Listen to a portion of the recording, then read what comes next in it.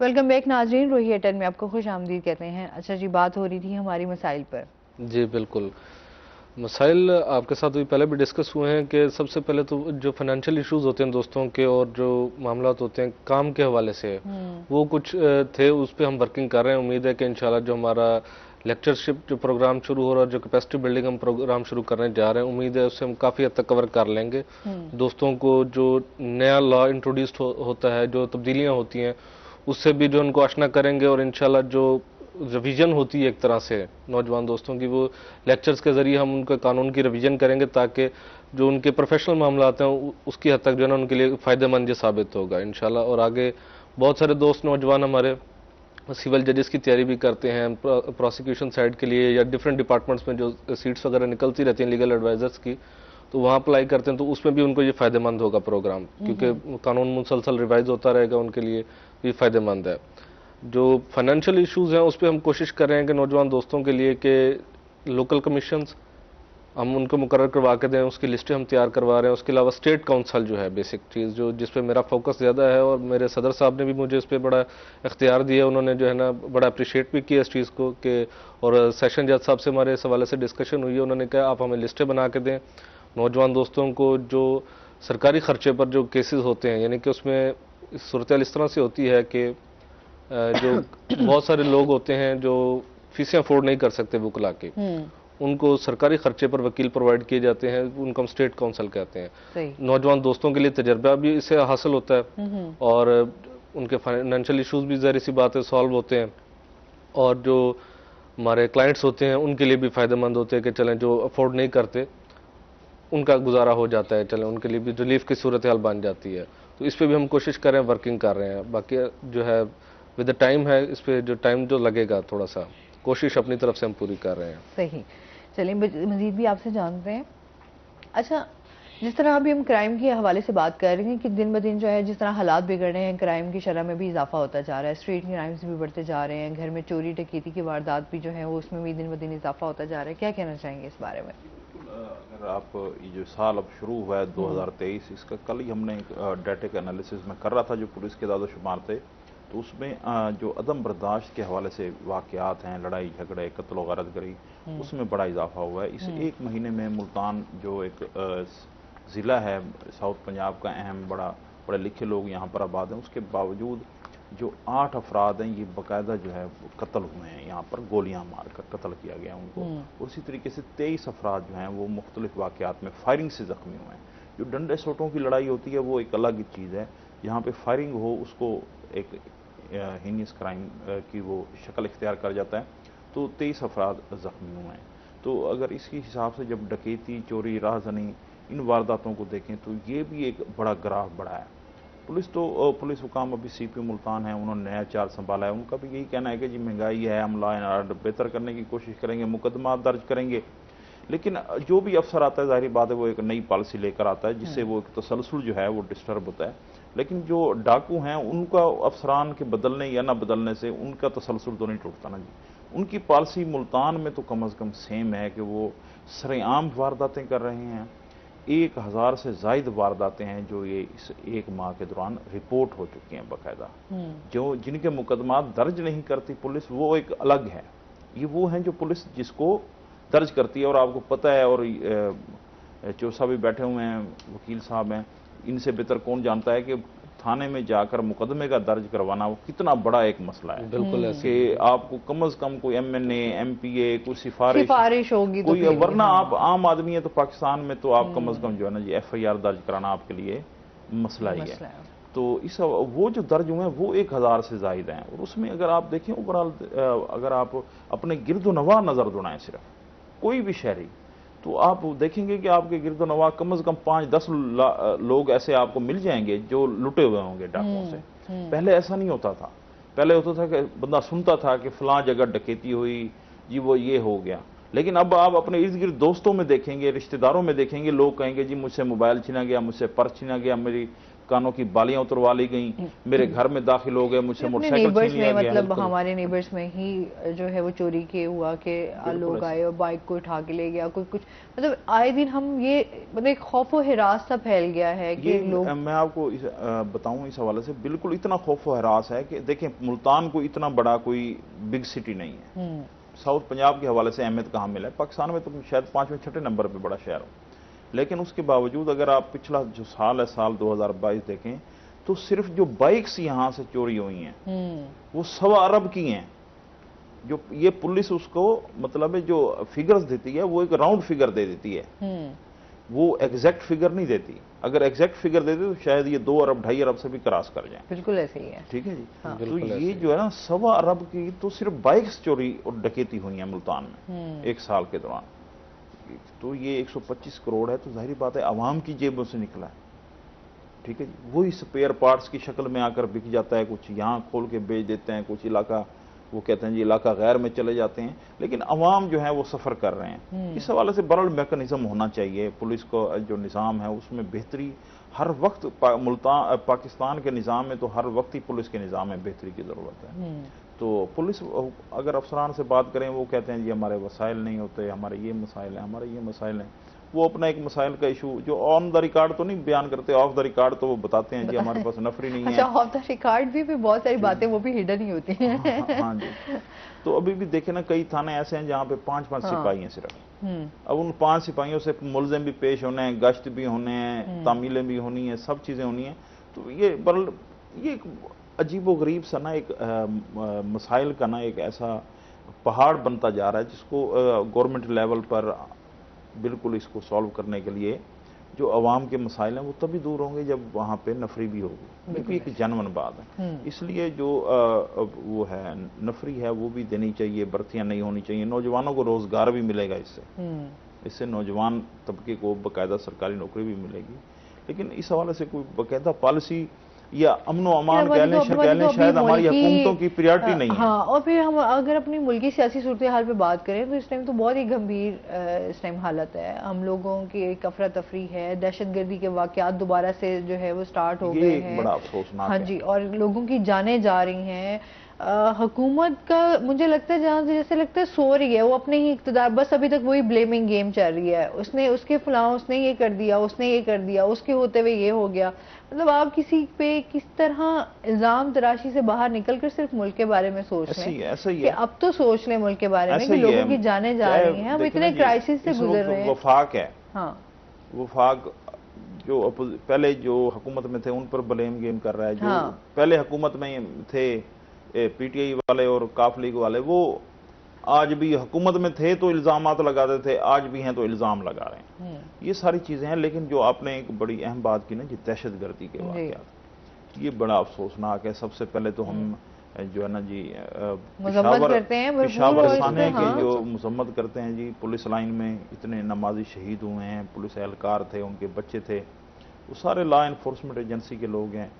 बड़ा ही अफसोसनाक, तो एक उसका जो 100 से ज़ायद अफराद जो है ना शहीद हो चुके हैं। हाँ जी, बिल्कुल। और अल्लाह ताला बस सब को अपनी अमान में रखे और उनके दर्जात यकीनन वो शहीद हैं, उनके दर्जात बुलंद होंगे और उनके जो मुलजिमान हैं वो भी हमारी इंतज़ामिया, फौज, पुलिस और हुकूमत ने सब ने ये इज़हार किया है कि हम इनको कैफरे किरदार तक बहुत सुकून था, कोई इस तरह का वाकया जो है वो नहीं पेश आ रहा था, बहुत एक पुरअमन तरीके से मुल्क चल रहा था। लेकिन एकदम से फिर दोबारा से वो फिजा आई तो जाहिर सी बात है वो दोबारा से खौफ हरास फैल चुका है। बिल्कुल होना चाहिए खौफ हरास, क्योंकि ऑलरेडी लोग बड़े परेशान हैं, क्योंकि हम महंगाई, छोटे वाकयात जो है ना जी हो चुके हैं पहले। असल में वो या रिपोर्ट प्रॉपर नहीं हुआ या हमारी नजरों से नहीं गुजरे। डेरा इस्माइल खान में थाना पे अटैक हो चुका है, केपीके में 2-4 इजला में, बन्नू में, मर्दान में, यहाँ पर भी अटैक हो चुके हैं। लेकिन हम उस तरफ हम ज्यादा अवाम ने तवज्जो नहीं दी शायद, क्योंकि वो उसमें 2-4 लोग एहलकार शहीद हुए हैं या कुछ छोटा मोटा वाकया है। तो जब थाने पे हमला होता है तो वो कहीं भी बड़ा वाकया होता है, वो अटैक कुछ छोटा नहीं होता। वहां एक सिपाही भी अगर शहीद होता है, एक रजाकार भी शहीद होता है, तो वो रियासत का नुमाइंदा खड़ा होता है ना, वो उसकी शहादत होती है। वो जो थाना होता है वो रियासत का एक वहां पे टूल होता है, एक प्रॉपर एक चीज होती है।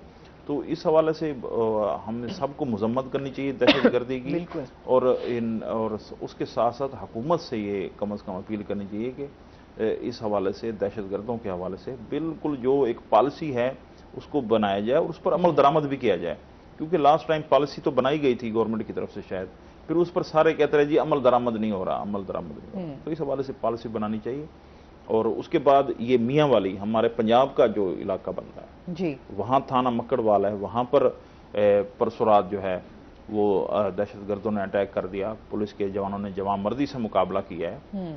कल आईजी पंजाब दीगर अफसरान गए हुए थे, वज़ीर आला पंजाब जो हैं मोहसिन नकवी साहब, उन्होंने भी उनको इनाम और इकराम का ऐलान किया। उसी तरीके से जो आईजी पंजाब हैं उनकी तरफ से भी उनके लिए बड़ा इनाम वहाँ दिया गया है। मौके पर खुद गए हैं, SHOs को सबको मुबारकबाद दी है, शाबाश दी है।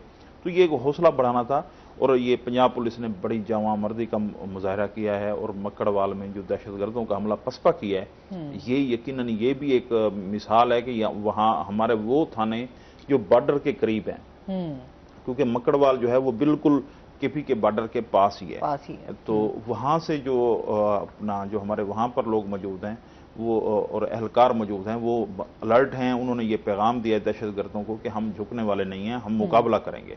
और ये एक बड़ी अच्छा साइन है हमारे लिए। नहीं, जाहिर सी बात है, हम तो कहते हैं हमारा मुल्क जो है वो बहुत प्यारा मुल्क है, तो हमें ही इसको संभाल के रखना है ना। अगर हम लोगों के हाँ यही चीजें होती रहीं तो मुल्क तो ऑलरेडी बहुत सारी चीजों में धंसता हुआ नजर आ रहा है। ऑलरेडी क्राइसिस है, बहुत ज्यादा क्राइसिस है। हम लोग अभी तो उससे भी नहीं संभले। अभी जैसे सैलाब आया और उसके बाद जितनी तबाही हुई, हम तो अभी उस चीज से ही नहीं निकल पा रहे।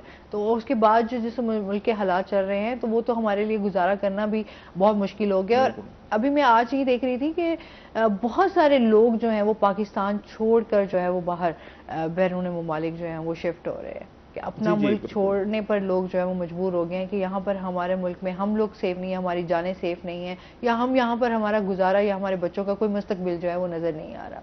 तो इस हवाले से भी एक बड़ी ये जो लोग हैं जो बाहर जा रहे हैं, ये यकीनन जो है ना वो एक टैलेंटेड अगर बंदे हैं तो बड़ी परेशानी वाली बात है। लेकिन लोग जा रहे हैं, लेकिन उसमें अगर मजदूर तबका है तो अच्छी बात है, वो बाहर जाकर कमाएंगे, पाकिस्तान भेजेंगे। ये भी एक पास तो आपके सामने इतनी महंगाई है, लोगों के पास यहाँ आटे का हमने देखा आपने कितना बुरा हाल रहा। अरब कंट्रीज में लोग जाते हैं और मुल्कों में जाते हैं, तो ये एक अच्छी बात है। मलेशिया है, दीगर ममालिक हैं जहाँ पर लोग कमाने के लिए जाते हैं, सऊदी अरब, कुवैत, तो जारी बात है यहाँ तो UAE तो लोग जाते ही जाते हैं। तो ये एक हवाले से जो आमदन के हवाले से एक बात है, तो उसका ये एक अच्छा साइन भी है कि लोग बाहर जाएंगे तो बाहर से पैसे बहुत हमारे पढ़े लिखे नौजवान, लेकिन जो पढ़े लिखे जा रहे हैं वो हमारा टैलेंट जा रहा है। जाहिर सी बात है हमारा टैलेंट जो है वो बाहर शिफ्ट हो रहा है। तो ये एक अलार्मिंग सिचुएशन है कि यहाँ पर पाकिस्तान में फिर हमारे पास जो है वो ये चीजें जब देखेंगे कि लोग पाकिस्तान में कुछ दिखाई नहीं दे रहा, तो लोग तो हमारे लिए तो ये बहुत पाकिस्तान के लिए अलमिया वाली बात है कि हमारे यहाँ से लोग जो है वो जा रहे हैं। और नौजवान अगर जाएंगे ना जी, उन एक बात आप और भी जहन में रखेंगे, एक नौजवान यहाँ से अमेरिका में, यूरोप में शिफ्ट हो जाता है ना, वो अपनी जिंदगी में तो पैसे यहाँ पर भेजेगा, लुक आफ्टर करेगा, उसके जो बच्चे होंगे ना जी, उनका ताल्लुक पाकिस्तान से टूट जाएगा। ठीक है जी। तो इसलिए वो हमेशा के लिए ही फिर इस सिस्टम से आउट हो जाएंगे। ये जी मैं बाहर की मैं आपको एक बात बता रही हूँ कि वहां पर मैं एक सवाद से रखने वाले थे, उनके ड्राइवर वहां से मुलाकात हुई, तो उन्होंने अपनी पाकिस्तान की नेशनैलिटी खत्म करने का उन्होंने ये इरादा कर लिया कि मैंने पाकिस्तान जाना ही नहीं है, नेशनैलिटी खत्म।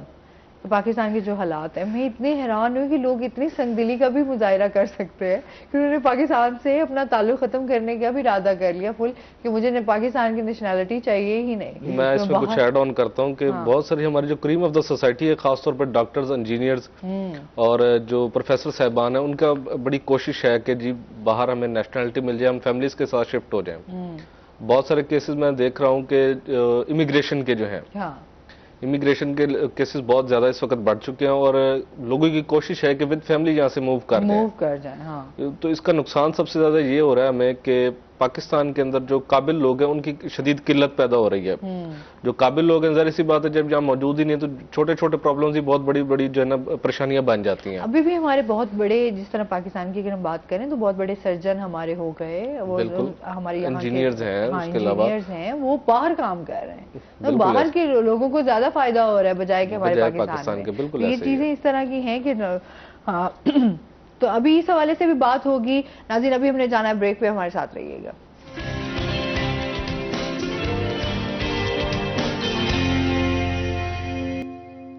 वेलकम बैक नाज़रीन, रोही एयरटेल में आपको खुश आमदीद कहते हैं और चलते हैं अपने सेगमेंट की तरफ, टुडेज वेदर।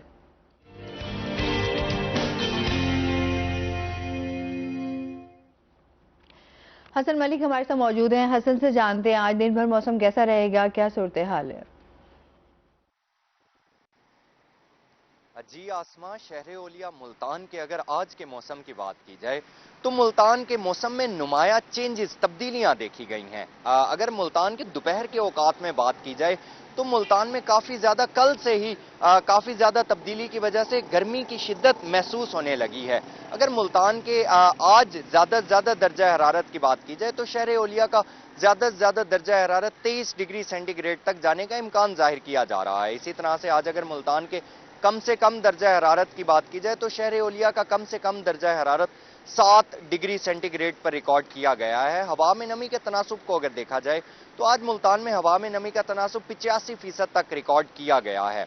अगर एयर क्वालिटी इंडेक्स की बात की जाए तो मुल्तान का आज एयर क्वालिटी इंडेक्स कदरे आलूदा दिखाई दे रहा है और आज मुल्तान का एयर क्वालिटी इंडेक्स 163 पॉइंट्स पर रिकॉर्ड किया गया है। पाकिस्तान के फिजाई आलूदा तरीन शहरों की लिस्ट में अगर देखा जाए कि मुल्तान की स्टैंडिंग क्या है तो मुल्तान आज 8वें नंबर पर स्टैंड कर रहा है। आइंदा आने वाले दिनों की अगर बात की जाए तो महकमा मौसमियात की जानिब से ये पेशगोई जाहिर की जा रही है कि जिस तरह से कल से ही मुल्तान के मौसम में तब्दीली देखी गई है, यानी दोपहर के औकात में गर्मी की शिद्दत महसूस होने लगी है और इसी तरह से महकमा मौसमियात की जानिब से ये पेशगोई जाहिर की जा रही है कि आइंदा आने वाले दिनों में भी दोपहर के औकात में काफ़ी ज़्यादा गर्मी देखी जाएगी और अलल सुबह के औकात में और रात के औकात में खुश्क सर्दी को भी देखा जाएगा। इसी तरह से अगर देखा जाए कि धुंध की क्या सूरत हाल है तो धुंध की शिद्दत में नुमाया कमी देखी गई है। धुंध की शिद्दत में नुमाया कमी देखे जाने की वजह से अगर बात की जाए फ्लाइट ऑपरेशन की और मोटरवेज की तो मोटरवेज पर ट्रैफिक मामूल के मुताबिक रवा दवा है और इसी तरह से अगर फ्लाइट ऑपरेशन की बात की जाए तो फ्लाइट ऑपरेशन भी मामूल के मुताबिक जारी है। आइंदा 24 घंटों के दौरान की अगर बात की जाए तो महकमा मौसमियात की जानिब से ये पेशगोई जाहिर की जा रही है कि मुल्तान का मौसम सुबह के औकात में सर्द और खुश्क रहने का इम्कान है और दोपहर के औकात में इसी तरह से गर्मी की शिद्दत में इजाफा देखा जाएगा। जी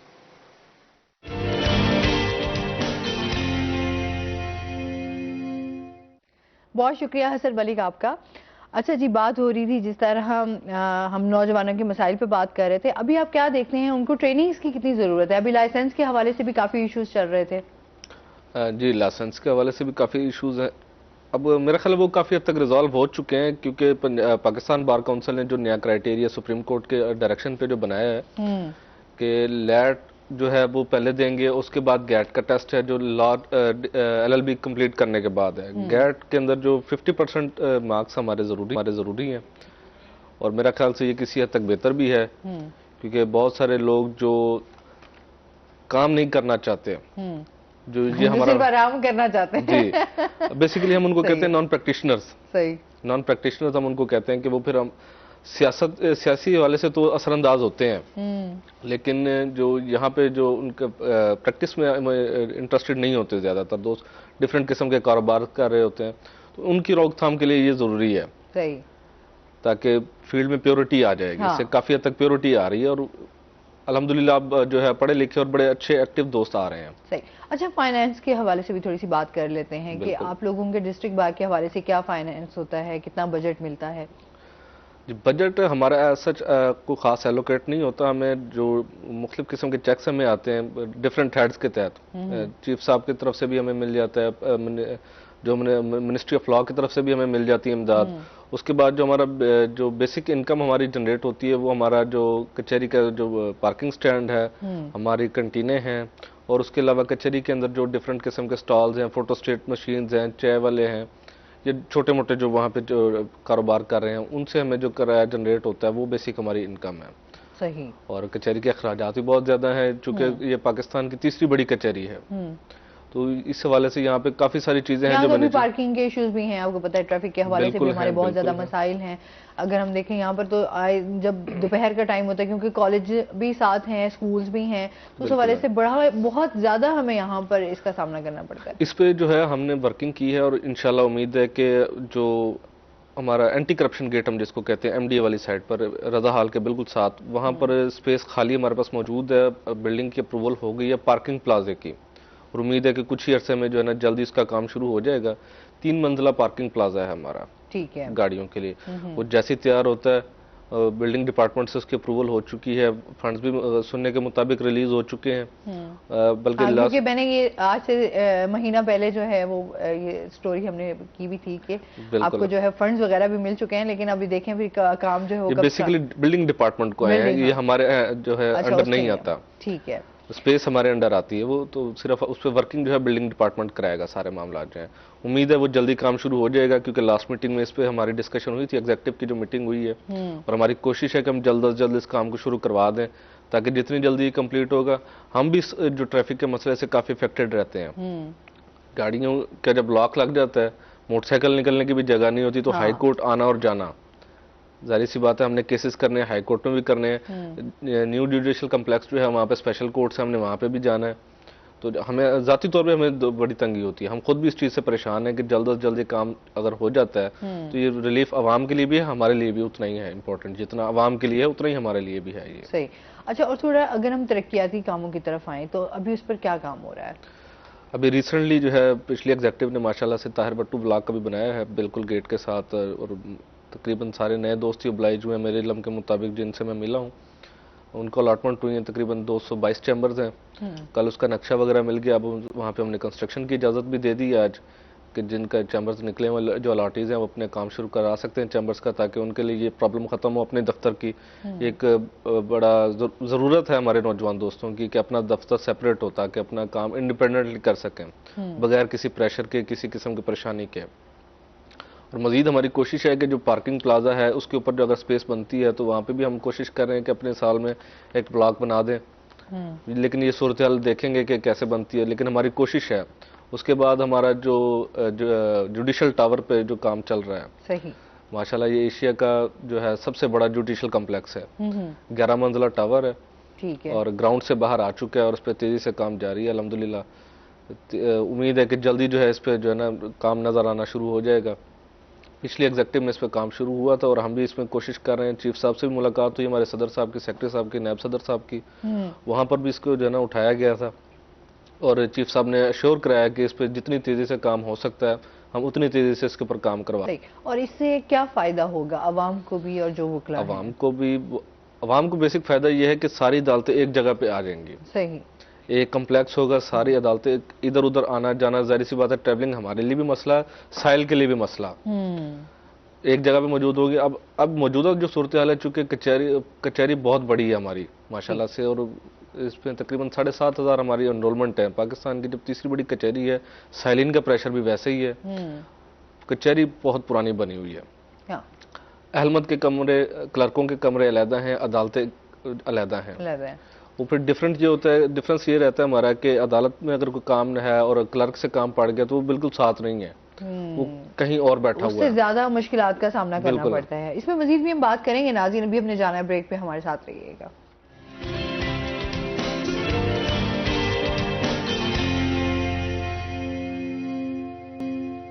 वेलकम बैक नाज़रीन, रोही A10 में आपको खुश आमदीद कहते हैं।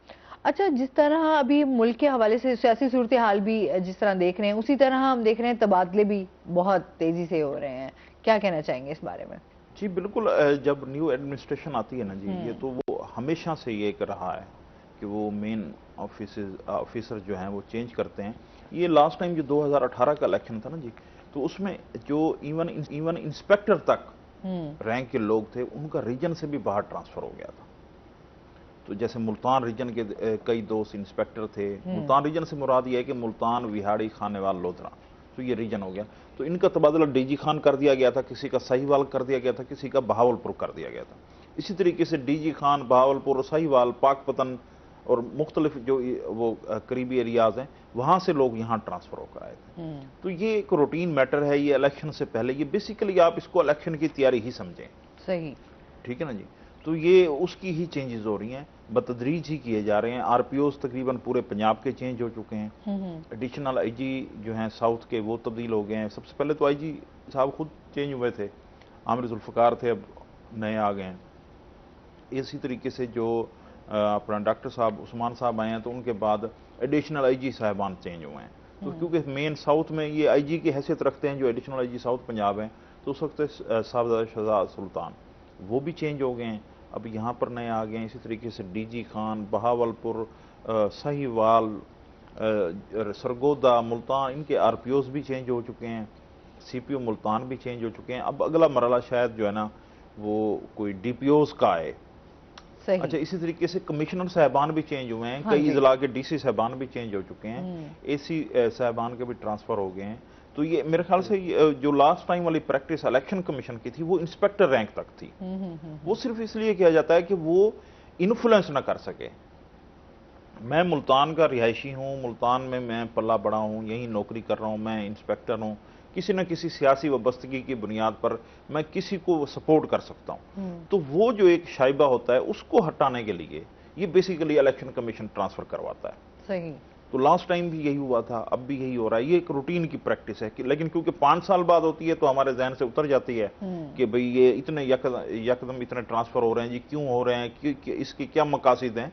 बुनियादी तौर पर इसके मकासद न्यूट्रलिज्म है कि यहाँ पर गैर जानिबदार लोग आ जाएं। एक मिसाल मुल्तान का हल्का है, यहाँ से एमएनए के उम्मीदवार हैं, आमिर डोगर साहब हैं, ऐसे नून लीग के होंगे, ऐसे पीपल्स पार्टी के होंगे। तो यहाँ का जो 5 साल से 4 साल से यहाँ पे एसएचओ मुख्तलिफ थानों में तैनात है, तो वो उनके साथ राब्ते में होता है। जारी बात है, वो रिस्पेक्टेड लोग होते हैं किसी भी इलाके के एमएनए साहबान। तो वो जो है ना, इसलिए उस एसएचओ को बाहर भेज देते हैं, डीजी खान से एक नया मंगवा लेते हैं। वो डीजी खान के आने से न्यूट्रलिज्म का एक तासुर आ जाता है। वो यकदम रिलेशनशिप में उनके लिए कोई ऐसा काम करने को तैयार नहीं होता जो इलेक्शन पर असरअंदाज हो सके। इसके ये मकासद। ठीक हो गया। अच्छा, इसके साथ साथ कानून के हवाले से भी थोड़ी सी बात करते हैं कि उसमें भी मुसलसल तब्दीलियां आ रही हैं, क्या कहना चाहेंगे इस बारे में? लेकिन कानून जो है मुसलसल तब्दील होता रहता है और ये नेचुरल एक चीज़ है, क्योंकि इसके अंदर चीज़ें नई आती रहती हैं, हालात तब्दील होते रहते हैं और वक्त के साथ साथ हमारी चूँकि जो बेसिक चीज़ें हैं वो तब्दील होती रहती हैं। मुआशरा भी तब्दीली के अमल से गुजरता रहता है, तो इसमें चीज़ें नई आती हैं तो चीज़ें ऐड ऑन होती हैं मुसलसल, नए कानून भी बनते हैं। वो ज़ाहिर सी बात है, वो तो आनी है, वो नेचुरल चीज़ है। कानून तो बन जाते हैं, आइन भी बन जाते हैं, पर उसके ऊपर अमल दरामद नहीं होता। ये एक हमारा सोसाइटी का एक अलमिया है कि बहुत सारी हमारी चीजें, मंसूबे भी तैयार हो जाते हैं, सब कुछ हो जाता है, लेकिन जब हम बात करते हैं कि प्रैक्टिकली क्या हमारे सामने जो है उसका काम हो रहा है, तो वो हमें कुछ दिखाई नहीं देता। ये एक अलमिया है। इसके हवाले से तो ये पूरे मुआशरे के ऊपर इफेक्ट करता है और हर बंदा इसका हिस्सा है। एक फर्द जो है, इस पे फर्द वाहिद का तो ये काम नहीं है, पूरे मुआशरे के अंदर ये चीज़ सर्कुलेट करती है।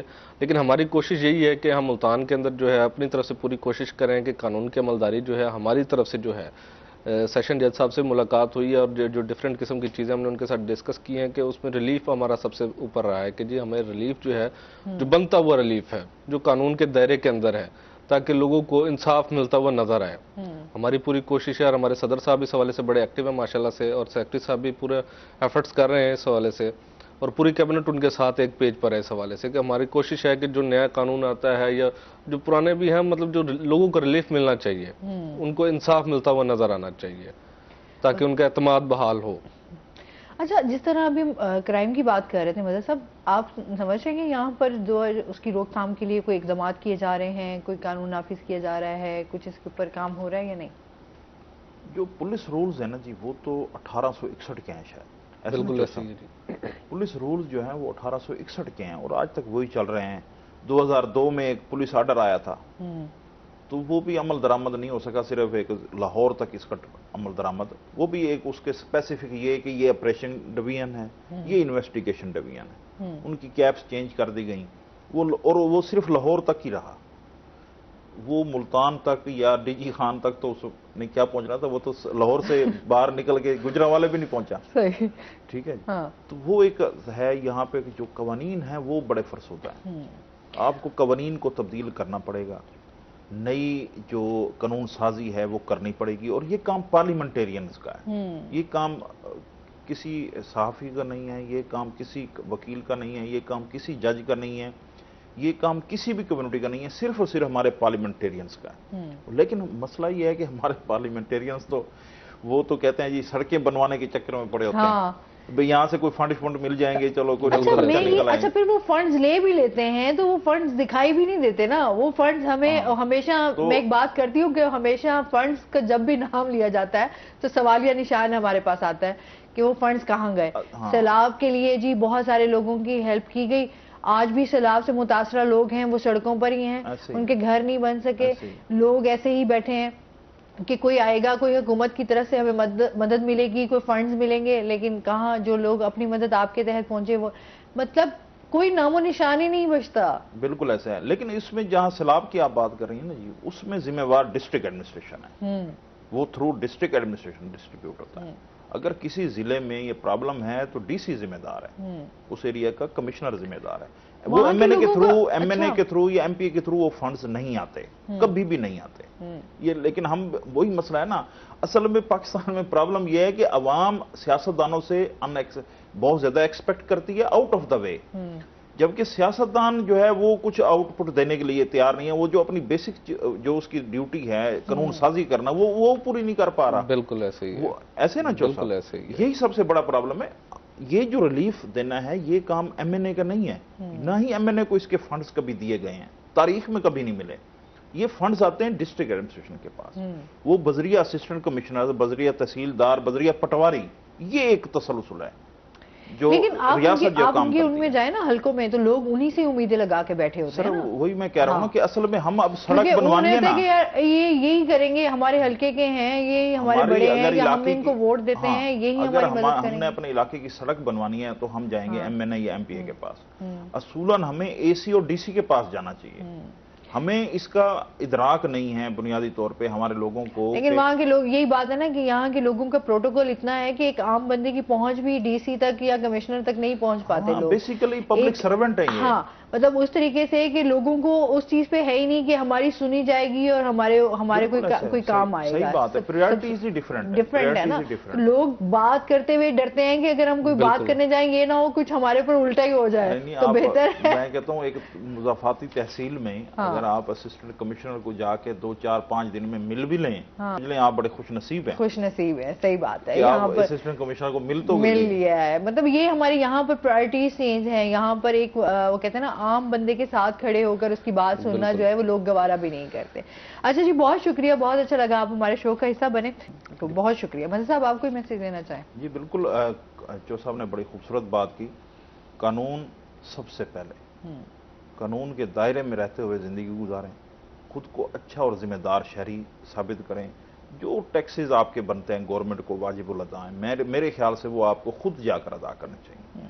कि एफबीआर, वो पटवारी, एक्साइज वाले ये आकर आपका दरवाज़ा बार बार नॉक करें, ये जिम्मेदार शहरी होने का सबूत दें। अपने टैक्सेस बर वक्त अदा करें। बिजली के बिल यकीनन ज़्यादा हैं लेकिन कोशिश करें बर वक्त अदा करें, तो एक रिलीफ का सिलसिला शायद शुरू होने का इम्कान इसी से है कि हम हर चीज़ें बर वक्त कर रहे हों। जिम्मेदार शहरी होने का सबूत दें। कानून की अमलदरामदी जो है वो बड़ी ज़रूरी है। बहुत शुक्रिया आप दोनों का। और इसके साथ ही नाज़रीन, अभी हमने जाना ब्रेक पे, हमारे साथ रहिएगा। जब हम ब्रेक से वापस आएंगे तो हमारे से कुछ और गेस्ट मौजूद होंगे।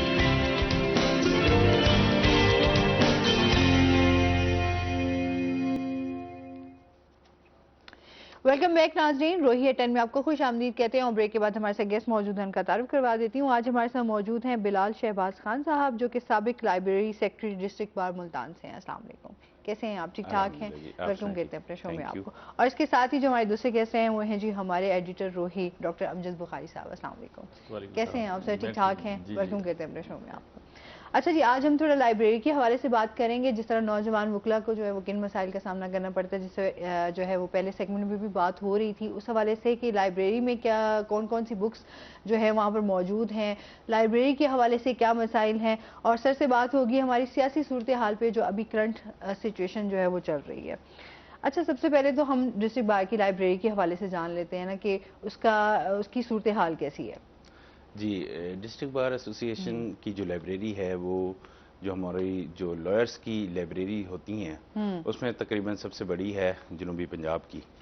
और उसमें लॉयर्स के लिए जो हमारे केस लॉ होते हैं जो डिसाइड होते हैं तो उसमें लेटेस्ट होते हैं, जो प्रीवियस ओल्डेस्ट केस जो डिसाइड होते हैं तो उसमें वो बुक्स अवेलेबल होती हैं। एज वेल एज लाइब्रेरी में जो लॉ वेबसाइट हैं वो भी अवेलेबल होती है, उससे भी हम सर्च कर सकते हैं। सही हो गया। अच्छा जी, और इसके साथ साथ सर सबसे पहले तो जो इस टाइम हम देखते हैं कि शेख रशीद साहब जो है उनको गिरफ्तार कर लिया गया और साथ में इमरान रियाज साहब को भी गिरफ्तार किया गया है, क्या कहना चाहेंगे इस बारे में? ये सियासत की जो तलखी है वो प्रवेल कर रही है और हर तरफ नज़र आ रही है, और इसको असूली तौर पे तो ख़त्म होना चाहिए, क्योंकि मुल्क के इस वक्त माशी हालात बहुत ख़राब हैं, अच्छे नहीं हैं, लोग परेशानी का शिकार हैं। उनकी दिलचस्पी इन मामलात में नहीं है कि आप गिरफ्तारी कर रहे हैं, सियासी जमातें आपस में लड़ रही हैं या सियासी तौर पर एक दूसरे से गुथम गुथा हैं।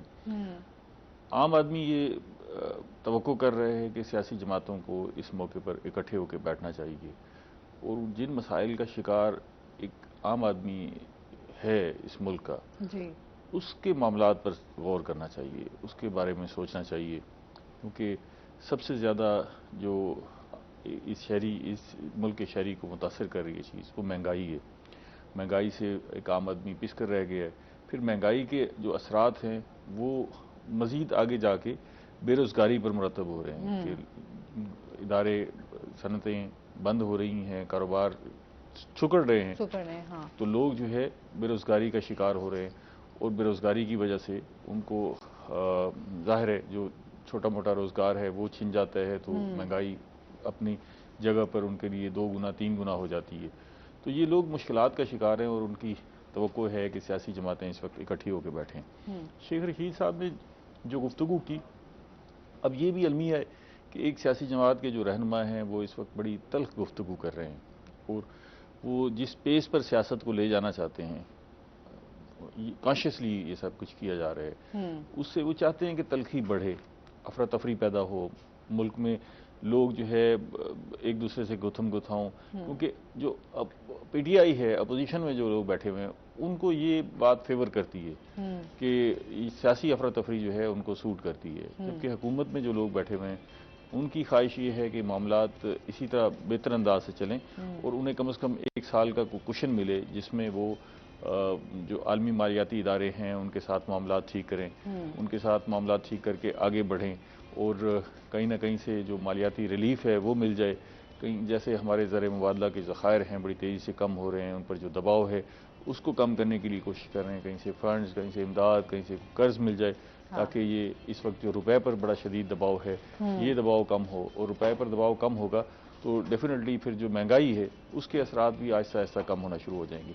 अभी ये जो हम महंगाई देख रहे हैं या जिस महंगाई को हम फेस कर रहे हैं ये बहुत ज़्यादा है, लेकिन जो इससे आगे आने वाले दिन जो नज़र आ रहे हैं वो इससे ज़्यादा खौफनाक नज़र आ रहे हैं। अगर हालात ऐसे ही रहते हैं और हमारे रुपए पर इसी तरह दबाव रहता है, आप देखें बहुत सारे इदारों ने अपनी काम को बंद कर दिया है, सनतें बंद हो गई हैं, इसलिए कि उम्मीद नहीं कर दहशतगर्दी के जो वाकयात दोबारा से जो है अब स्टार्ट हो गए हैं। दहशतगर्दी एक और पहलू है जो पहले भी इस मुल्क में जो हम अचानक ये पिछले 2 दहाइयों में हम दुनिया की दौड़ में साथ साथ चल रहे थे, इस खिते में भी हम बड़े अच्छी पोजीशन में थे, लेकिन अचानक हम इन 2 दहाइयों में बहुत पीछे चले गए। उसकी एक बड़ी वजह दहशतगर्दी भी है कि हमारे यहाँ कारोबार इसलिए भी सुगड़ गए। आप ये देखें कि पिछले 2 दहाइयों में हमारे यहाँ पर क्रिकेट खेलने के लिए कोई तैयार नहीं था, बिल्कुल ऐसे ठीक है, जहाँ खेल के लिए कोई आने के लिए तैयार नहीं था वहाँ कारोबार के लिए क्या आता, वो वजह बनी और हमारे पास जो है गैर मुल्की सरमायाकारी पाकिस्तान में नहीं आ सकी, बाहर से पैसे आते थे।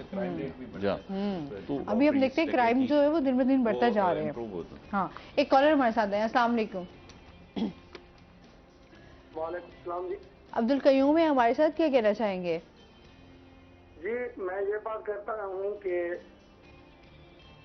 मियावाली से मैं बात कर रहा हूँ। हमारे जो शहर के मसाइल है ना, हमारा मियावाली का एक गाँव है टिब्बी, तो उसमें जो सड़कें हैं ना वो कीचड़ की तरह है, यानी कि वो पता नहीं चलता कि वो नाली है या क्या चीज है। तो मैं ये बात करना चाहता हूँ कि कोई ऐसी टीम आए जो मियावाली का सर्वा करे, आके देखे। हमारे मैं खुद इमामती दूं, इमामत कराता हूँ, तो जो हम घर से कपड़े पहन के जाते हैं ना तो कीचड़ के भर जाते हैं। तो हमारे इसके जो नाजिम है ना वो मियाँ साहब हैं, मियाँ अशरफ साहब हैं, और अजीम मेंबर हैं, वो चोरला है हमारा मुजफ्फरपुर है उसको कहते हैं। और मैं ये बात करना चाहता हूँ कि हमारा कोई इसके बारे में कोई हो सकता है काम या नहीं हो सकता। ठीक है जी, बहुत शुक्रिया कॉल करने का जी।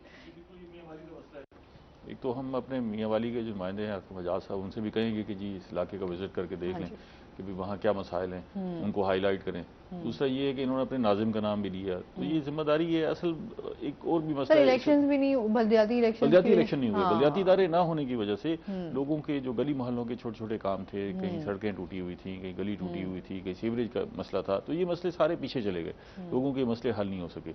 हम आगे नहीं बढ़ रहे, हम पहले तो रुक गए, अब हम पीछे का सफर कर रहे हैं, तो उससे मसाइल जो है वो बढ़ रहे हैं। ये सिर्फ इनके इलाके का मसला नहीं है, आप जिधर भी चले जाएंगे लोग यही रोना रो रहे हैं। सर हम अपने ही मुल्तान सिटी की बात कर लें तो उस हवाले से हम देखें रोड्स का क्या हाल है, सीवरेज का क्या निज़ाम है, और उसके साथ साथ साफ पानी का जो है वो पीने को मुयसर नहीं है, तो लोग बहुत ज़्यादा मुश्किलात का सामना कर रहे हैं। बड़ी अफसोसनाक सूरत हाल है। आप ये देखें कि आज पाकिस्तान को बने हुए 7 दहाइयों से ऊपर हो गया है, पौना सदी हम गुजारे बैठे हैं, इसके बावजूद हम अपने लोगों को साफ पानी नहीं फराहम कर सके। बिल्कुल ऐसी है। हम अपना कूड़ा नहीं उठा सके। आप ये देखें कि इससे ज्यादा अलमिया क्या हो सकता है कि हम अपना कूड़ा क्रिकेट जो है वो नहीं उठाने की पोजीशन में, और वो उसे नहीं उठा सके। दुनिया भर में ये जो कूड़ा है ये अब रिसोर्स है, हमारे कंधों पर लाइबिलिटी बना हुआ है। हमें समझ नहीं आती कि इससे किस तरह निपटना है और किस तरह इससे जान छुड़ानी है। इसमें वो सारा कुछ ये अपनी जगह पर अलग अलग सोर्स है, उसी में दुनिया खादें बना रही है, उसी से एनर्जी के लिए हम सारा कुछ हासिल कर रहे हैं, उसको रिसाइकिल करके उसमें सारी चीज़ें जो है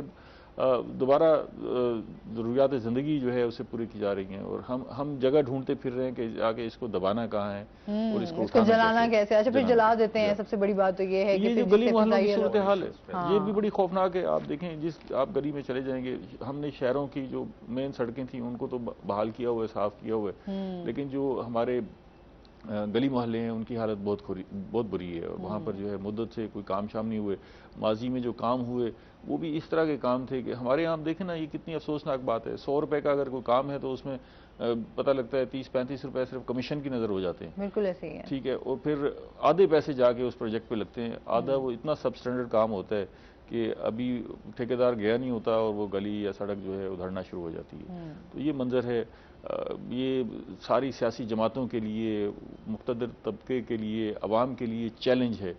आपका मुल्क है, अगर आप ये चाहते हैं कि हम आगे बढ़ें, मुल्क तरक्की करे, हम दुनिया की दौड़ में आगे बढ़ें, तो आपने खुद कुछ ना कुछ करना है, वरना तो ये दुनिया आगे निकल जाएगी और हम बहुत पीछे रह जाएंगे। सर अभी भी बहुत पीछे हैं, अभी तो लोग जो है वो आगे की तरफ, तरक्की की तरफ जा रहे हैं। हम तो वाकई आपने जिस तरह बात की कि पीछे का सफर जो है वो हम उसकी तरफ जा रहे हैं।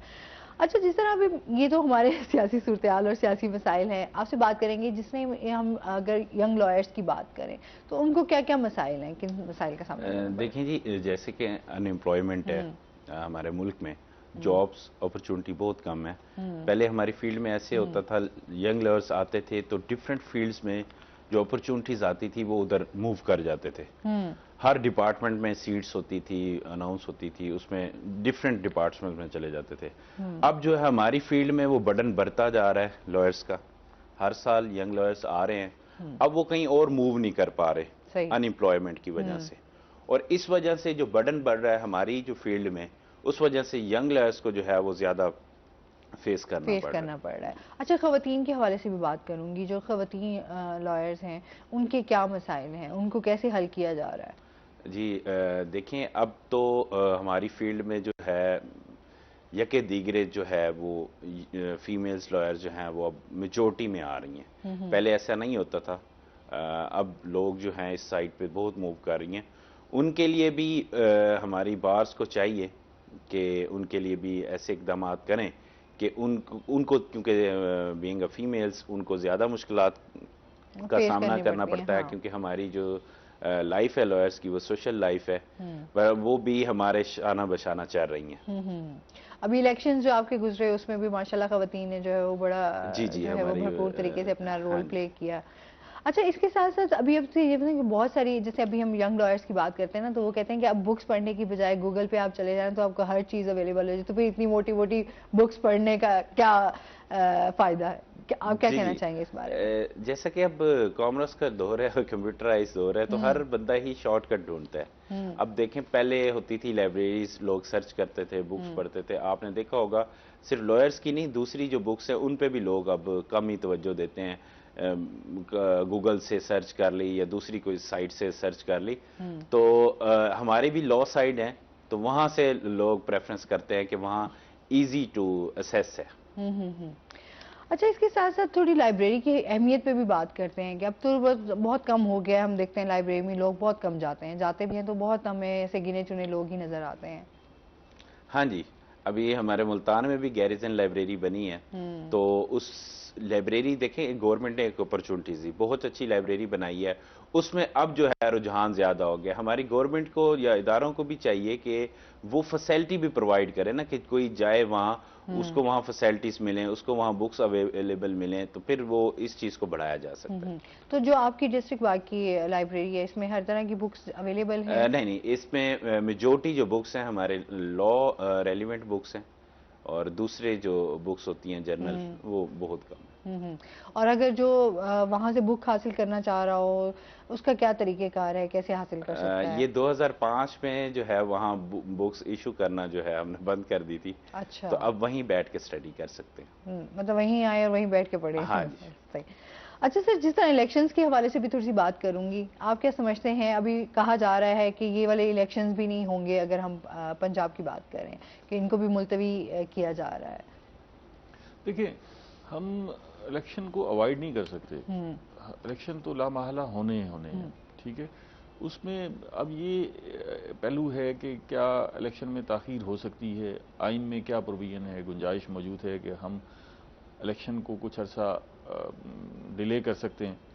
तो उसकी भी वजूहात जो है वो लाजमी है कि वो दी जाएं कि क्या सॉलिड रीजंस हैं कि आप इलेक्शन मुलतवी करना चाहते हैं कुछ अरसे के लिए। एक बात तो बड़ी वाज़ेह है कि इस वक्त जो है हम जिस कैफियत से गुजर रहे हैं, उसमें ऐसा लगता है सारे इस बात पे एग्री हैं कि अगर आप इलेक्शन करवाते हैं और इलेक्शन के बाद भी सियासी जमातें इलेक्शन के नताइज को तस्लीम नहीं करती, तो ये अफरा तफरी जो आज नजर आ रही है, ये अफरा तफरी बरकरार रह जाएगी। अच्छा, हम इतने अरबों रुपए लगाएंगे इलेक्शन पे, क्योंकि ये प्रोसेस जो है बड़ा मुश्किल होता है। पूरी कौम सारे अपने काम काज छोड़ के इलेक्शन प्रोसेस में इन्वॉल्व होगी। तो अगर हम इलेक्शन करवा देते हैं और फिर भी यही सूरत हाल, सियासी बेचैनी बरकरार रहती है, तो फिर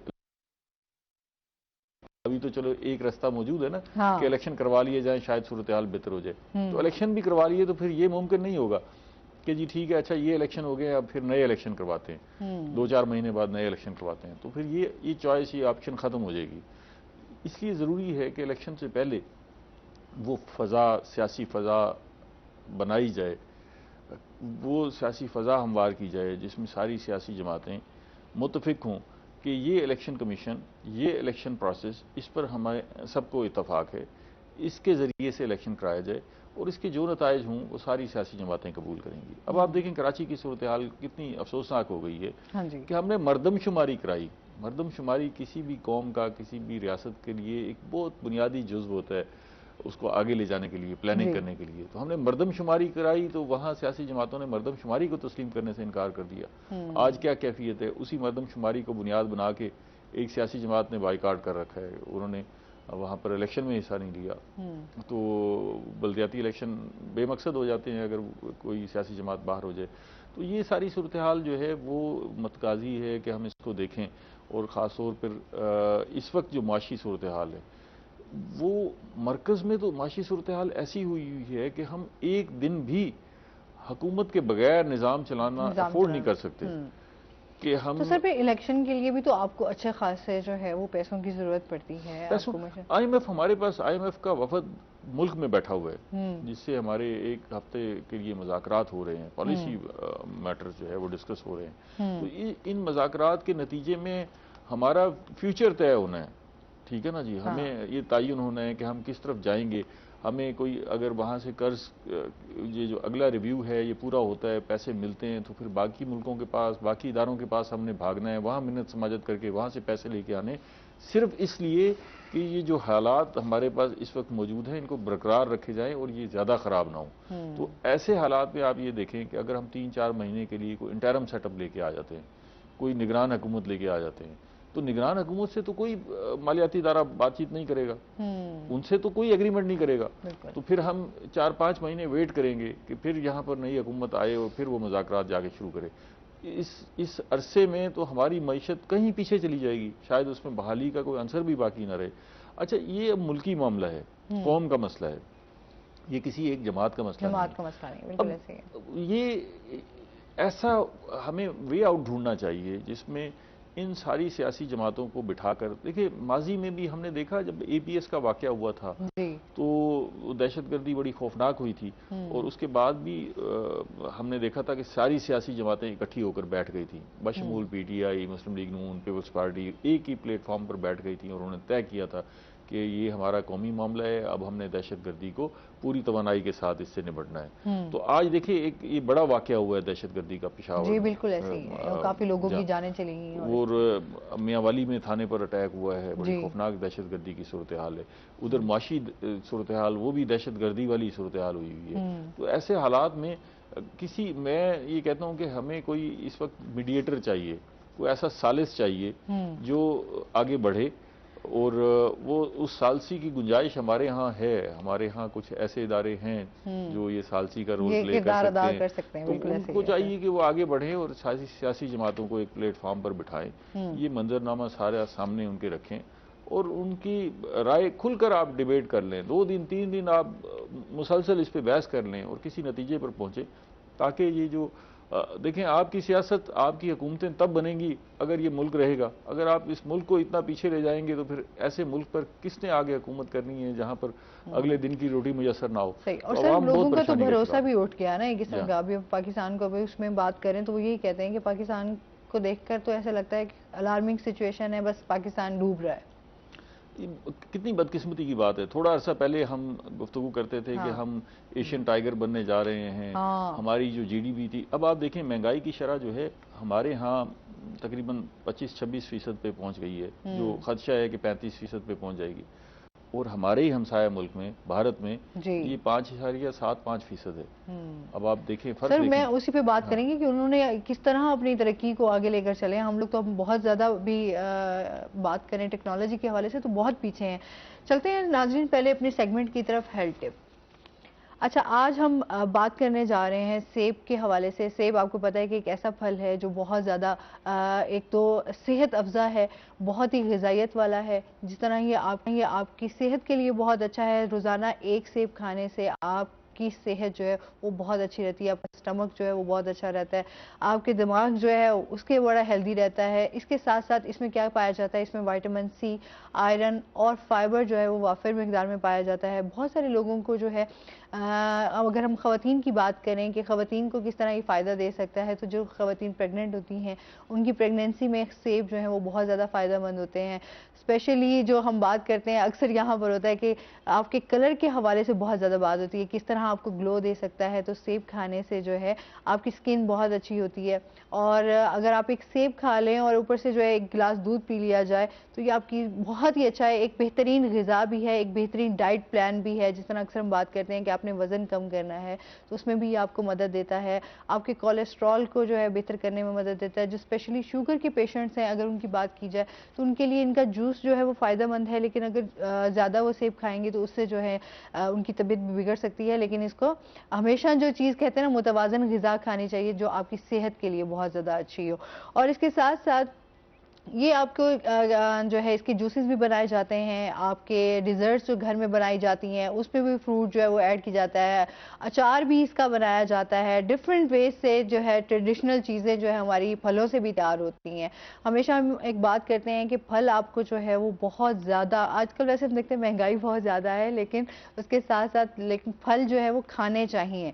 ये नहीं है कि बिल्कुल आप इन चीज़ों से दूर हो जाएं। जिस तरह हम फास्ट फूड देखते हैं हमारी ज़िंदगी में बहुत ज़्यादा आ गया, फास्ट फूड की तरफ लोग जो है वो ज़्यादा पसंद, शौक से, बच्चे भी स्पेशली हमारे जो हैं वो शौक से खाते हैं। लेकिन अगर हम उनको फलों की तरफ लेकर आए, उनके जूसेस और मिल्क शेक अगर उनके बना कर दिया जाए तो वो उनकी सेहत के लिए बहुत ज़्यादा अच्छा है। और आम इसी तरह सेब का जो है वो मुरब्बा भी बनाया जाता है, जो कि स्पेशली सर्दियों में आपको पता है कि लोग बहुत ज़्यादा शौक से खाते हैं। और इसके साथ साथ जूसेस जो हैं वो बहुत ज़्यादा फ़ायदेमंद है। मिल्क शेक का तो मैंने आपको बता ही दिया, डिज़र्ट्स भी बनाई जाती हैं, तो आप मुख्तलिफ तरीक़ों से जो है फ्रूट चाट भी बनाकर खा सकते हैं। अगर सेब आप वैसे नहीं खा सकते तो ये बहुत ज़्यादा आपको फ़ायदा देता है। लोग जो है, मुझे वैसे सेब पसंद है लेकिन फ्रूट चाट में बने हुए। सर आपको कैसे सेब पसंद है, ऐसे खा लेते हैं या नहीं? ईट एप्पल अ डे, कीप हाँ, डॉक्टर रोज़ाना अवे। एक सेब खाएं। डॉक्टर भी कहता है आपकी हेल्थ के लिए, आपके हार्ट के लिए बहुत अच्छा है। हाँ, अच्छा, लेकिन शुगर के जो मरीज हैं वो इसका जूस ना पिएं। सर आपने अच्छा, मैंने इस नहीं, पे थोड़ा वो पढ़ा आप इसके बारे उसको में कि सेब उसको तो थोड़ा खाएं, सा वो ज़्यादा बेहतर है। सेब खाएं, ज़्यादा बेहतर है। उसकी दो वजूहत है। एक तो जो जूस है वो फौरी तौर पर जाके आपके खून में शामिल हो जाता है, उस सही। एनर्जी वो ताकत जो है फौरी तौर पर शामिल होती है, और वो शुगर पेशेंट को ऐसी ज़रूरत है जिसमें आहिस्ता आहिस्ता उसके ब्लड में वो शुगर शामिल हो। तो अगर वो सेब खाएंगे, और फिर खाने का जो अमल है जिसमें आप लेकिन सर चीनी ऐड कर, बाहर से पिए तो वो तो चीनी ऐड करके आपको हाँ, दे लेकिन देते वो आप हैं। अपने सामने भी बनवा हाँ। सकते हैं। तो कोशिश करें कि जो फल हैं, अगर उसको आप वैसे ही खाते हैं जूस की बजाय, कोई भी फल है, तो उसका फाइबर भी जो है वो आपके लिए फ़ायदेमंद है, और निज़ाम हज़म को भी वो ठीक करता है। तो सेब बड़ा ज़बरदस्त है, और लोगों को सेब का मिल्क शेक बड़ा पसंद है, सेब और केले। वो और अच्छा मजेदार बन जाता है ना सर, उसकी थोड़ा तो चेंज भी हो जाता है, हाँ, टेस्ट भी। अच्छा, हमारे यहाँ तो कोई एक मौसम ऐसा भी आता है जिसमें सेब बड़ा सस्ता हो जाता है।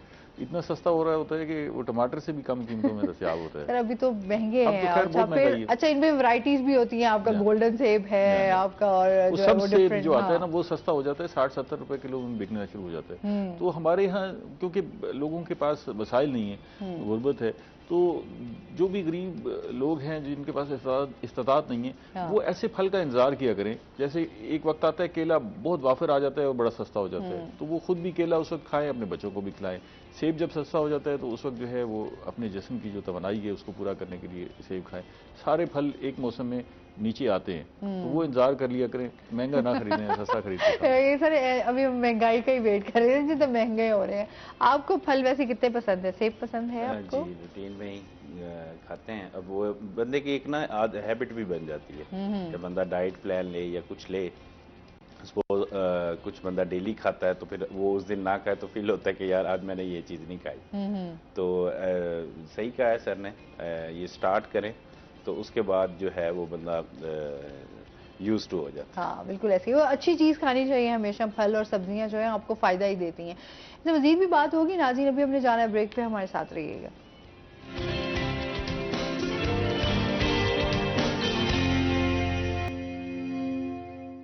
वेलकम बैक नाजरीन, रोही एट 10 में आपको खुश आमदीद कहते हैं। अच्छा, और इसके साथ साथ डिस्ट्रिक्ट बार के हवाले से भी आपसे जानना चाहेंगे कि क्या क्या मसाइल हैं? जी, हमारे जो मुल्तान की जो कचहरी है डिस्ट्रिक्ट बार, सबको ही पता है, मिड ऑफ द सिटी है, 0 पॉइंट भी उसको कहते हैं। वहाँ पार्किंग का बहुत ज़्यादा इशू है, इवन कि हमारे लॉयर्स के लिए भी है, और जो साइलिन आते हैं उनके भी पार्किंग का बहुत ज़्यादा इशू है। आपने देखा होगा रोड पूरा ही तकरीबन ब्लॉक होता है। अब इस पे जो है वो डिस्ट्रिक्ट जो हाई कोर्ट है वो फंड रिलीज़ कर रही है, उसके लिए एक 16 क्लास 17 मरले एक जगह एक्वायर की है, वहाँ बेसमेंट में भी पार्किंग बननी है। तो यही मैं सबको कहना चाहूँगा जो इसमें इदारे हैं, कि जितनी जल्दी हो सके, ताकि हम लॉयर्स को भी मुश्किल ना हो और साइलिन को भी ना हो, कि वहाँ से इवन कि वहाँ से वो जो लोग कचहरी नहीं आते, वो भी उन्हें भी गुजरने में जो है मुश्किलात का सामना करना पड़ता है। सही। और इसके साथ साथ जिस तरह जो साइलिन आते हैं उनको भी बहुत ज़्यादा मुश्किलात का सामना करना पड़ता है, उनके खाने पीने के, और उनके साथ साथ उनके जिस तरह गर्मियों का अब स्टार्ट हो रहा है उस हवाले से भी उनको बहुत ज़्यादा मुश्किलात रहती हैं। आपने खाने पीने की बात की है, जैसे सर ने पहले बात की है कि बेसिक नीड जो है वो पानी है, साफ पानी। साफ पानी वहाँ खाने पर- की तो बाद में बात है, पीने की बात पहले है कि वहाँ उनके लिए एटलीस्ट सिटिंग एरिया जो है वो अच्छा होना चाहिए। कि जैसे मौसम के हिसाब से आप गर्मियों की बात कर रही हैं, विंटर में भी इतनी ज़्यादा सर्दी होती है कि ओपन नहीं बैठ सकते, तो इस हिसाब से कि वो उन्हीं से ही ये सारा सिस्टम चल रहा है, तो वो बेचारे आते हैं, उनके लिए जो सिटिंग प्लेस है वेदर के हिसाब से होनी चाहिए, और क्या कहते हैं पानी साफ जो है वो अवेलेबल होना चाहिए। सही।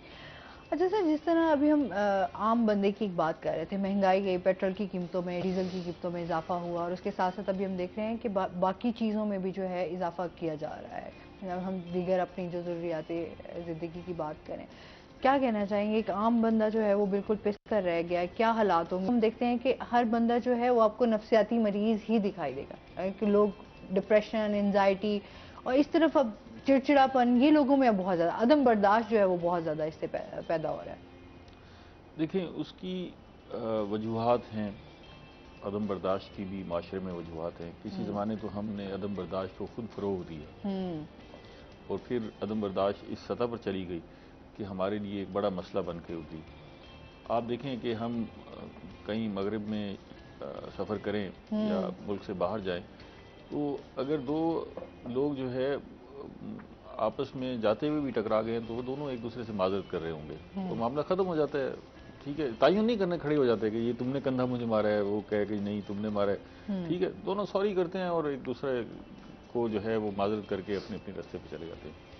हमारे यहाँ छोटे छोटे मामलात पे लोग गुत्था हो जाते हैं। ठीक, मैं अक्सर कहता रहता हूँ, आप देखें दो साइकिल वाले, दो मोटर बाइक वाले आपस में टकरा गए हैं, लड़ पड़े हैं, गुत्था हो जाएंगे, गिरबान फट जाएंगे, और फिर फटे गिरबानों के साथ दोनों अपने अपने घरों को जा रहे होंगे, उसमें कुछ हासिल वसूल भी नहीं होगा।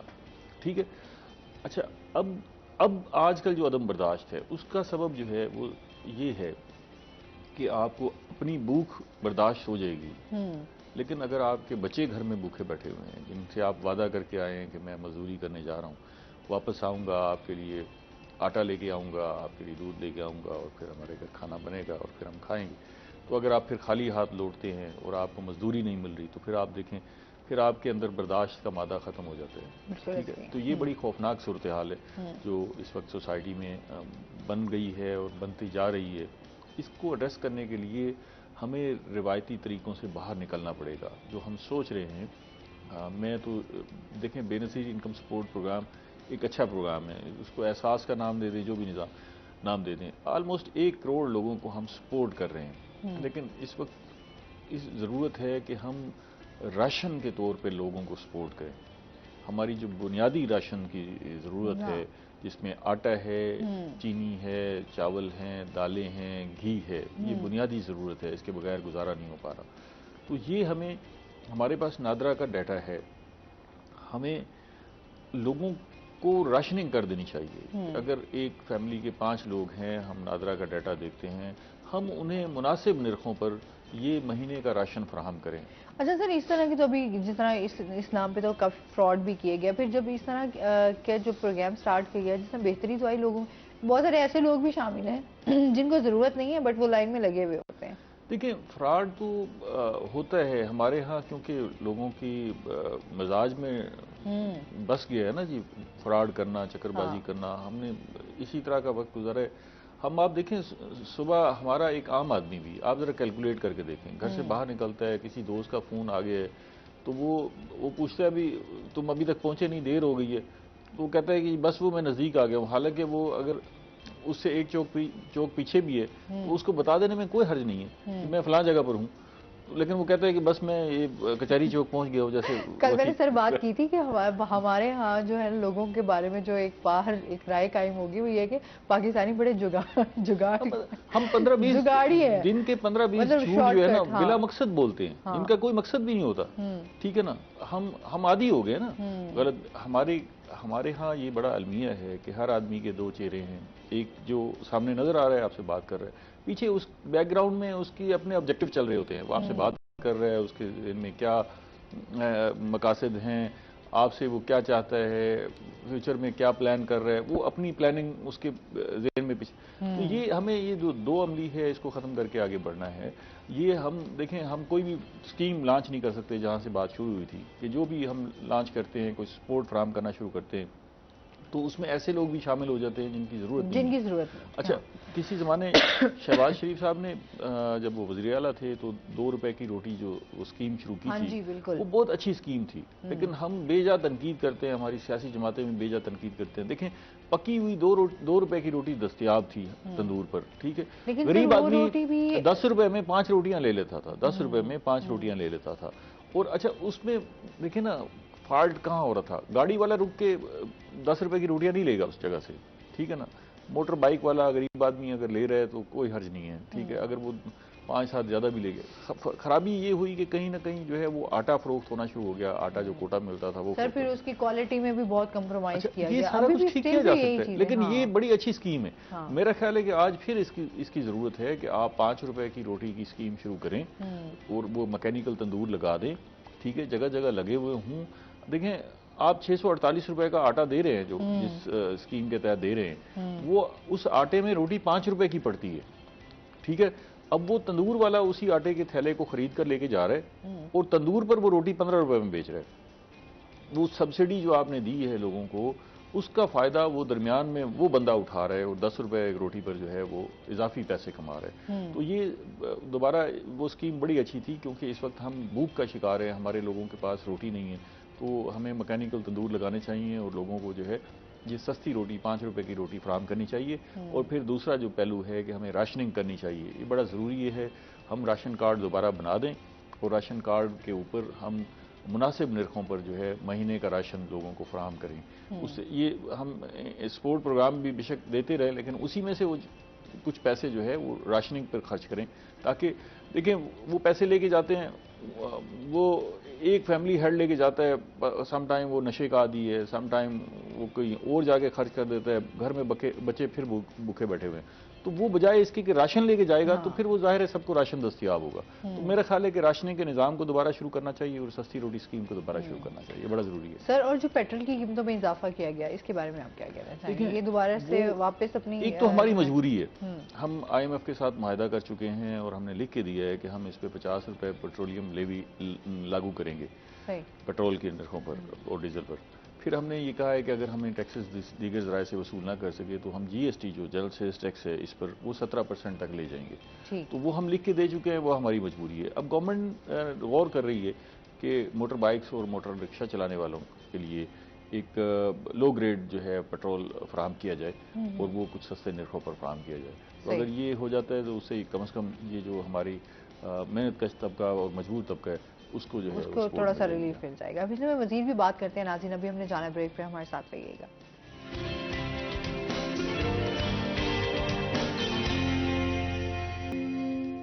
वेलकम बैक नाज़रीन, रोही एयरटेल में आपको खुश आमदीद कहते हैं और चलते हैं अपने सेगमेंट की तरफ। आज के भाव।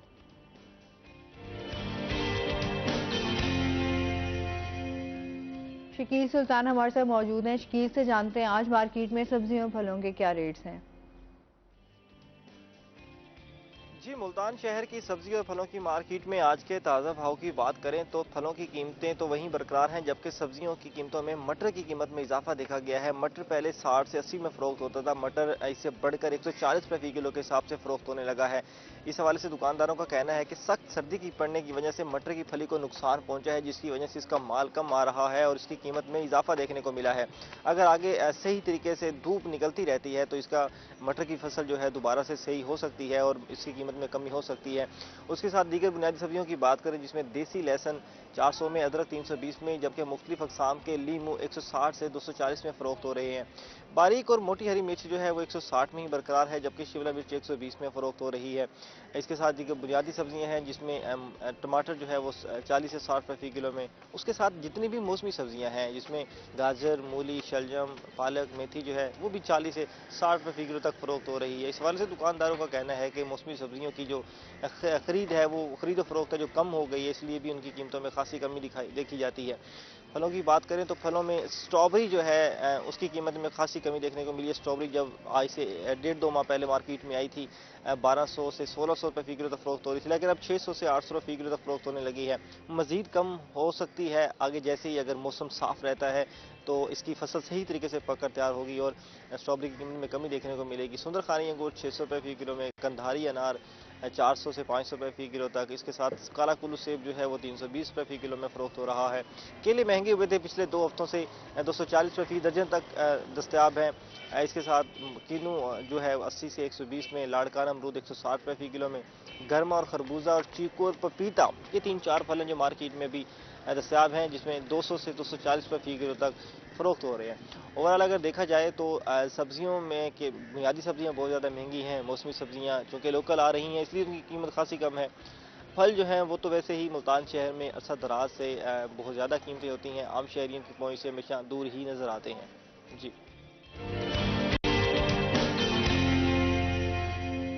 बहुत शुक्रिया शकील सुल्तान आपका। अच्छा सर, जिस तरह मौरूसी सियासत पे भी थोड़ी सी बात कर लेते हैं, जैसे अभी नून लीग की भी थोड़ी सी बात करें कि शाहिद खाकान साहब भी जो हैं उन्होंने भी नाराज़गी का इजहार किया है, साद रफीक साहब ने भी कोई खासा जवाब नहीं दिया। क्या कहना चाहेंगे इस बारे में कि दोबारा से जो है लोग इस पे कहते हैं कि हमने अपनी पार्टीज़ के लिए बहुत काम किया लेकिन हमें कभी वो उस ओहदे पर नहीं लाया गया, ना हमसे कभी कुछ पूछा गया। देखें, जहाँ तक ओहदे की बात है, शाहिद खाकान अब्बासी साहब वज़ीर आज़म रहे हैं, ठीक है, पार्टी ने उन्हें वज़ीर आज़म बनाया जी, और साद रफ़ीक साहब को भी हमेशा बड़ी अच्छी पोजीशंस मिली हैं। अच्छा, कुछ और लोग हैं जो एतराज़ात कर रहे हैं, मुस्तफ़ा नवाज़ खोखर को भी पार्टी में बड़ी पजीराई मिली है, तो ये सारे वो लोग हैं जिनको पार्टी में अच्छी पोजीशंस मिली हैं, तो कम से कम ये खुद ये नहीं कह सकते कि हमें अच्छी पोजीशंस नहीं मिली, तो इस वजह से हमें एतराज़ है। जहाँ तक मौरूसी सियासत की बात है वो किसी हद तक दुरुस्त भी है, और ये सिर्फ पाकिस्तान का मसला नहीं है, इस पूरे खित्ते का मसला है। आप भारत में देख लें तो वहाँ भी मौरूसी सियासत है। अच्छा, अब इसमें सिर्फ सियासी जमातों का मामला नहीं है, लोगों के मिजाज की भी बात है, ठीक है। हमारे यहाँ अब आप देखें कि भुट्टो की लेगेसी है, उसके साथ लोग खड़े हुए, ठीक है, लोग ये उनकी ख्वाहिश होती है कि जी फलां बंदा है तो उसका बेटा या उसकी बेटी किधर है, हम उसको फॉलो करेंगे, ठीक है। तो सियासी जमातें भी ये सोच के फैसला करती हैं कि जाहिर है अगर उन्हीं के ख़ानदान में से कोई फ़र्द होगा तो उसको लोग फॉलो करेंगे, अदरवाइज लोगों की एक्सेप्टेंस का भी इशू है। अगर बाहर से कोई बंदा आ जाए तो वो उसको एक्सेप्ट नहीं करते, ये बड़ी अजीब सी सूरत हाल है ना, लोगों का मिजाज ऐसा है, इस खित्ते का मिजाज ऐसा है। तो सियासी जमातें मजबूरन जो है वो फिर इस लेगेसी की वजह से उधर चली जाती हैं, अपने ही लोग सामने लाती हैं। जैसे मोहतरमा बेनज़ीर भुट्टो की असैसिनेशन के बाद सारे लोगों ने इंतज़ार किया बिलावल भुट्टो के बड़े होने का, और उसको उसी वक्त ही ज़हनी तौर पे कबूल किया था कि भी ये लीडर होगा, ठीक है। तो ये एक्सेप्टेंस की बात भी है। दूसरा ये है कि आप सियासी जमात में जब आप काम कर रहे हैं तो ओपन प्लेटफॉर्म होता है, वहाँ आप सियासी जदोजहद करें, कोशिश करें, आगे बढ़ें तो रास्ते खुलते जाते हैं। हमने देखा कि माजी में पीपल्स पार्टी में इस लेगेसी के बावजूद सैयद यूसुफ रज़ा गिलानी वज़ीर आज़म बने, राजा परवेज़ अशरफ वज़ीर आज़म बने, उधर हमने शाहिद खाकान अब्बासी का जिक्र किया कि वो वज़ीर आज़म बने, तो रास्ते मौजूद होते हैं, आप जो है वो आगे बढ़ सकते हैं, आगे आ सकते हैं। लेकिन अगर आप मौरूसी सियासत को ख़त्म करने की बात करेंगे तो वो एकदम ख़त्म नहीं हो सकती, या तो फिर सियासी जमातों को इतना मजबूत किया जाए कि उनके अंदर इंतखाबी अमल जो है वो मजबूत हो। वहाँ लोग अगर किसी मौरूसी आदमी को लाना चाहते हैं तो ये ठीक है, अगर वो ये समझते हैं कि हमारे अंदर से किसी बंदे के अंदर अहलियत ज़्यादा है तो उसको आगे लाना चाहिए तो उसे आगे ला सकते हैं।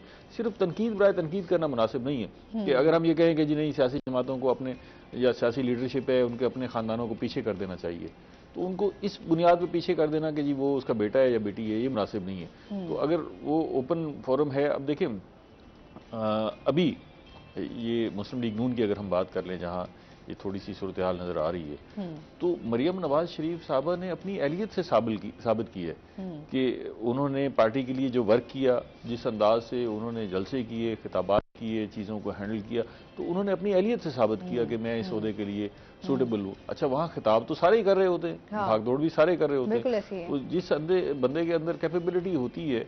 लेकिन राना सनाउल्लाह साहब पंजाब की हद तक सियासत कर रहे थे, उठ के मरकज़ में आ गए, उनके लिए जगह बनती गई, आगे बढ़ रहे हैं, तो आपके लिए रास्ते खुले होते हैं। मैदान खुला है, आप आएँ, जदोजहद करें, आगे बढ़ें, तो यकसर नहीं ख़त्म किया जा सकता। लोग हमारे यहाँ सियासत की तरफ आना भी नहीं चाहते और तनकीद भी करते हैं। ये खुद भी कहते हैं कि जी सियासत अच्छा काम नहीं है, जी सियासत बड़ा मुश्किल काम है, जी हम तो सर सियासत को हमारी बना इस तरह गया है। अब तो एक सियासत की अगर हम बात करें तो एक तमाशा बन के सिर्फ रह गई है कि लोग जो है वो बस इसको, अब तो पहले ये होता था कि सियासत में हमारे बुजुर्ग बैठ के बात किया करते थे कि बुजुर्गों की आपस में बातचीत, लेकिन अब तो हर अच्छा घर हो में गया, सियासत ये अच्छा हो गया ना, अच्छा हो गया, अच्छा हो गया। लेकिन हर हाँ। आदमी अपना फैसला खुद कर रहे हैं ना, बुरे और अच्छे की तमीज जो है वो खुद कर रहे हैं और फैसला कर रहे हैं। एक ही घर में आप देखें कि 3 बच्चे हैं तो तीनों अलग अलग पार्टियों को वोट दे रहे हैं। हाँ जी बिल्कुल ठीक है ना, ऐसे तो ही ये है। अच्छा हो अब गया कि वो सियासत खुद जो है वो फैसला- बहुत ज्यादा डिस्कस होती है। दूसरा ये है कि ये देखें हमारे यहाँ जो पढ़ा लिखा तबका है, नौजवान है, वो अगर सियासत में आगे नहीं आएंगे, ये बात तो तय हो गई है ना कि हमारे यहाँ आगे बढ़ने का अब जो फिल वक्त दस्तयाब जो निज़ाम है वो जमहूरियत ही है और हमारे पास फिलहाल कोई रास्ता नहीं है। कोई बात नहीं सर, जमहूरियत हम चाहते हैं, बात करते हैं, लेकिन जमहूरियत कहीं नजर नहीं आती।